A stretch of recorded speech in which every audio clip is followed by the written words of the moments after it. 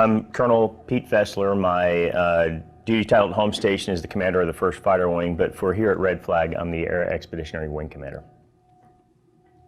And then, so Colonel Fessler, what are the most unique aspects of this year's Red Flag?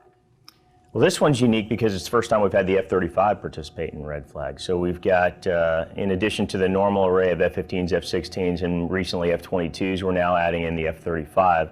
And this Red Flag also has our coalition partners, the Australians and the United Kingdom. Britain brought their aircraft as well. I'll tell you that Red Flag is more than just an air-to-air exercise, it's also an air-to-ground exercise. So we're doing not only attacks against aircraft to establish air superiority, but attacks against targets on the ground. The reason we need to train in a realistic environment is that we need to prepare our pilots, our air crew, our space operators, our cyber operators for their combat missions. And the only way to do that is to train them in a realistic environment. It's like putting on your pads and training full up for a football game before you go to the Super Bowl. We're unlikely to go to war in the future without our coalition partners. I think the chances of the United States going it alone are slim to none. So we need to learn how to fight and execute with our coalition partners on the first night of the war. Well, it's in our slogan: airspace and cyberspace. These are the domains that we operate in. We operate from the surface up to high geostationary orbit. All of the capabilities that we have in those domains, when combined, produce enhanced effects. The effects that we generate are more lethal. They're more effective against our adversary. We can fight a war in an air domain only, but we are more effective when you add in the capacity that we get through the cyber domain or the space domain. So this is a bit new to us, but the F-22 and the F-35 were originally designed from the outset to operate together. This is what they were built for. The F-22 was supposed to escort the F-35 against targets on the ground. So this is the first time to actually put that together. We've done small-scale exercises, but this is the first time where we've taken the F-22, the F-35, and all of those capabilities that the Air Forces of the United States, Australia, and the United Kingdom can bring to bear, put them all together in the airspace at the same time and fight against a realistic threat.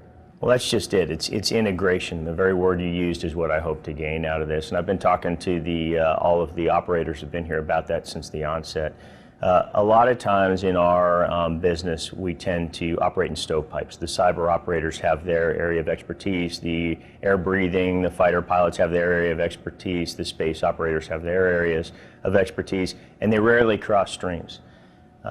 Because of that, when we plan, occasionally we tend to plan in those stovepipes. The fighter pilots plan out their mission, the space operators plan out their mission, etc.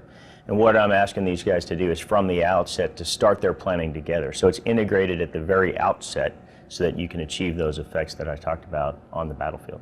The same reason I said that I talked about before when you asked about the importance of coalition, training with our coalition partners applies to the command structure. We are unlikely to go to war as the United States by itself. We're going to fight with our coalition partners. Because of that, we need to become accustomed to command and control with our coalition partners.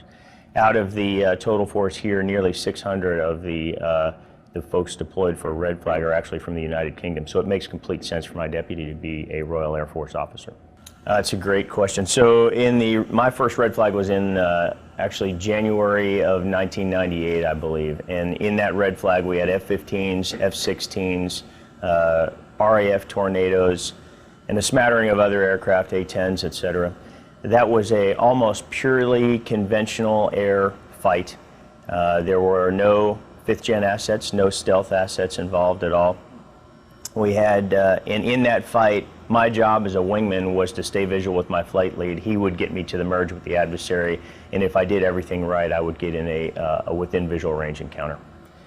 That's changed significantly. The wingmen that we have out there now are air battle managers from a fighter cockpit. In the F-22 and the F-35, with the sensor suite that they have and the integration, they can actually see the battlefield in a way that I was never capable of in the F-15C that I was operating then.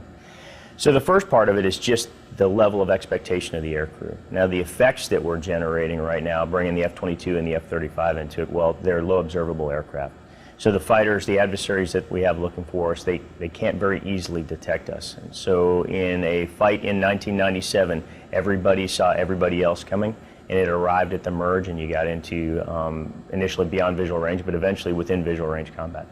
Now your adversaries know roughly where you are, but they don't know exactly where you are, and that applies to both the F-22 and the F-35. So now our fighter pilots are being air battle managers as they drive to that merge, and they're usually approaching our adversaries undetected.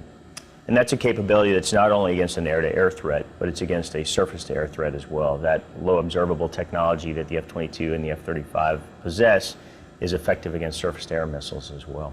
So it's a pretty significant change from where we were 20 or so years ago when I started flying in red flag for the first time.